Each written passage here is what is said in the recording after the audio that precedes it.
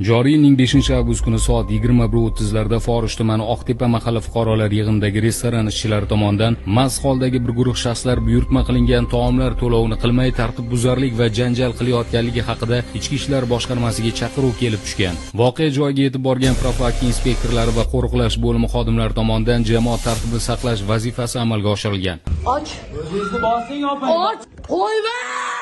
Biroq tartibbuzarlardan biri muqaddam sudlangan ayol xodimlarning qonuniy talablariga bo'ysunmasdan janjalni davom ettirganligi sababli belgilangan tartibda tibbiy tekshiruvdan o'tkazilib, mastlik holati bo'lgan shaxslarni vaqtincha saqlash va reabilitatsiya qilish punktiga hushyorxonaga joylashtirilgan.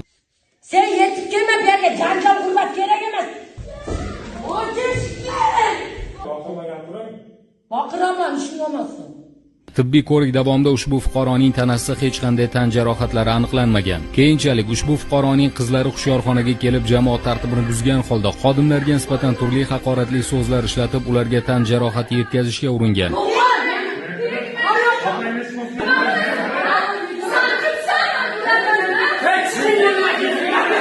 Xodimlar tomonidan yuzaga kelgan vaziyat qonunchilikda belgilangan tartibda bartaraf etilib, fuqarolarga nisbatan hech qanday maxsus vositalar qo'llanilmagan.